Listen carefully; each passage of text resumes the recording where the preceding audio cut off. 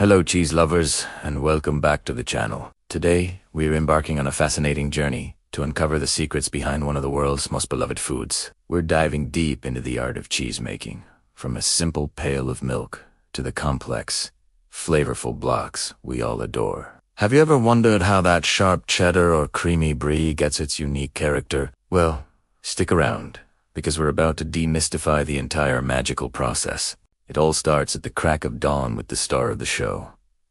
Fresh milk. Whether it's from a cow, goat, or sheep, the quality of the milk is paramount. For most commercial cheesemakers, the first step is pasteurization. This involves gently heating the milk to a specific temperature, uswahi, around 161 degrees Fahrenheit for 15 seconds. This isn't just a safety measure to eliminate any unwanted bacteria. It also creates a consistent, clean slate for the cheesemaker to work their magic. It's like preparing a perfect canvas before an artist begins to paint. Once pasteurized, the milk is cooled down, ready for the transformation to begin. Think of this as the quiet before the storm, the moment of pure potential before the real alchemy starts. Now, we move on to one of the most crucial steps, coagulation. This is where the liquid milk begins its journey into a solid. To kick things off, we introduce starter cultures. These are carefully selected good bacteria that begin to ferment the lactose,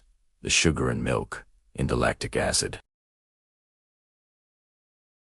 Each type of cheese has its own unique blend of starter cultures, which is a major reason why a Gouda tastes so different from a Parmesan. It's a microscopic world of flavored development happening right before our eyes. With the cultures working away, it's time to add rennet. Rennet is an enzyme complex that works like a key in a lock. It targets the milk's protein casein, causing it to tangle up and form a solid mass. Traditionally, rennet came from the stomach lining of young ruminant animals. But today, there are also vegetarian and microbial options available. A small amount of rennet is stirred into the warmed milk, and then we wait. The milk is left completely still. Over the next 30 to 60 minutes, a miraculous transformation occurs. The liquid milk sets into a fragile, gel-like substance that looks a bit like a soft custard. This solid mass is what we call the curd. This is the moment of truth, the point where liquid becomes solid and our cheese truly begins to take shape. Once we have a firm set, it's time to separate the solids from the liquids. The solid part is the curd, which will become our cheese, and the liquid part is the whey. To do this, the cheesemaker cuts the curd using long knives or a special tool called a cheese harp with wires. The curd is sliced horizontally and vertically. The size of the cut is incredibly important. For soft cheeses like brie, the curds are cut into large pieces to retain more moisture. For hard cheeses like cheddar, they're cut into tiny, rice-sized grains.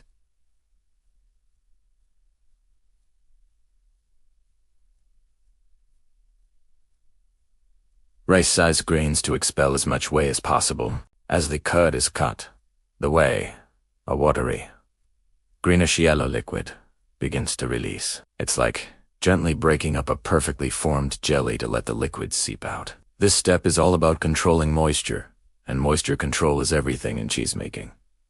Next up is processing the curds. This stage varies dramatically, depending on the cheese being made, but it generally involves stirring, heating, and draining. The cut curds are stirred gently, which helps them firm up and expel more whey. Sometimes, the temperature of the vat is slowly raised. This cooking process also helps to dry out the curds and further develops their texture. Think of it like cooking pasta al dente. You want to get the texture just right? As the curds are stirred and heated, they shrink and become firmer. The whey is then drained off, sometimes multiple times. For some cheeses, like cheddar, the curds are then allowed to mat together into a slab, a process called cheddaring, where they're flipped and stacked to expel even more whey and develop that classic sharp flavor. It's a hands-on, physically demanding part of the process that requires skill and intuition. With most of the whey gone, we arrive at a step you can almost taste. Salting. Salt is so much more than just a seasoning and cheese. First, it adds flavor, of course, but it also acts as a natural preservative, slowing down the growth of unwanted microbes. And finally, salt plays a crucial role in forming the rind. that protective outer layer that develops on many aged cheeses. The salt can be mixed directly into the curds, or the formed cheese can be soaked in a saltwater solution called brine. Getting the salt content just right is a delicate balancing act that has a massive impact on the final product. Now that our salted curds are ready, it's time to give them their final shape. The curds are packed into molds, which can be hoops, baskets, or rectangular blocks. This is what gives cheeses their characteristic shapes, from the wheel of a Parmesan to the block of a cheddar. Once in the molds, the cheese is pressed. This can be done simply by stacking weights on top of the molds, or by using powerful hydraulic presses. Pressing does two things. It knits the individual curds together into a solid, cohesive mass, and it squeezes out the very last remnants of whey. The amount of pressure and the duration of pressing are again tailored to the specific type of cheese. It asks the final step in shaping the cheese's density and texture before it goes into hibernation. And that brings us to the final, and perhaps most patient, part of the journey: aging or affinage.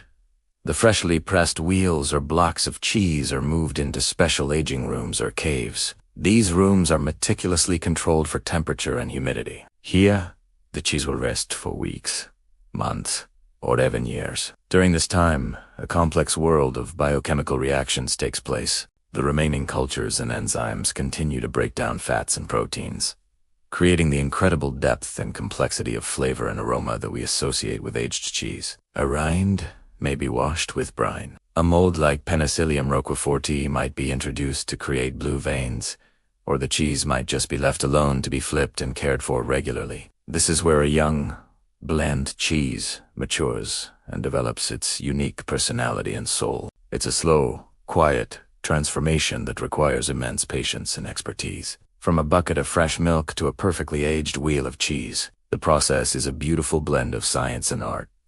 It's a testament to tradition, patience, and the incredible transformative power of nature. Every step, from the initial pasteurization to the final months of aging, contributes to the unique character of the final product. So next time you slice into a piece of your favorite cheese, take a moment to appreciate the incredible journey it has taken to get to your plate. It's a story of craftsmanship that has been perfected over centuries. Thank you so much for joining me on this delicious adventure into the world of cheese. I hope you found it as fascinating as I do. If you enjoyed this video, please give it a thumbs up, and don't forget to subscribe and hit that notification bell so you don't miss our next culinary exploration. What's your favorite type of cheese?